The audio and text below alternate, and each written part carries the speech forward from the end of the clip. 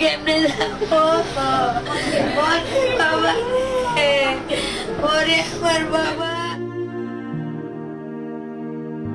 একজন মা যার কোল একসময় ভরে ছিল হাসি খুশির শব্দে, যে ছেলে একদিন বলেছিল, মা আমি তোমার গর্ব হব, কিন্তু আজ সেই মা একা বসে আছে, বুকে চেপে ধরে আছে ছেলের জামা কাপড়, স্কুলের পোশাক, বইয়ের গন্ধ। আহা, এই গন্ধই আজ তার বেঁচে থাকার একমাত্র কারণ।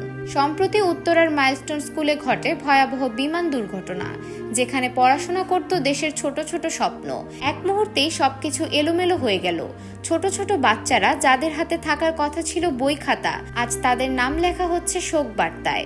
সেই দুর্ঘটনায় হারিয়েছে অনেক মা তাদের সন্তান, কিন্তু এক মায়ের আর্তনাদ কাঁপিয়ে দিয়েছে পুরো দেশকে। তিনি বারবার ছেলের জামা কাপড় জড়িয়ে ধরে কাঁদছিলেন, আমার ছেলেটাকে একবার দেখি, একবার শুধু ডাক দে, মা বলুক।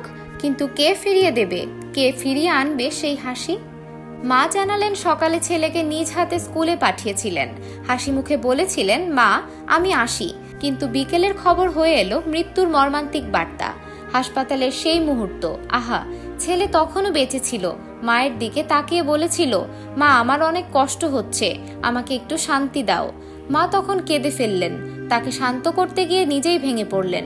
ছেলে বলল, মা তুমি কাঁদবে না, আমার কিছু হবে না। কিন্তু হায়, কয়েক মুহূর্ত পরেই সব শেষ। মায়ের কোল খালি, বুক খালি, কিন্তু তার কান্না খালি হলো না। আজও মা সেই জামা কাপড় বুকে নিয়ে বসে আছেন। মায়ের চোখের পানি শুকায় না, কারণ সন্তানের স্মৃতি কি কখনো মুছে যায়? না, যায় না। এ যন্ত্রণা অশেষ। যা বুঝবে সেই মাই, যে হারিয়েছে নিজের সন্তানকে। এই মায়ের কান্না কেবল এক মায়ের কান্না না, এ কান্না গোটা জাতির। কারণ একটা দুর্ঘটনা কেড়ে নিয়েছে একটার পর একটা ফুল।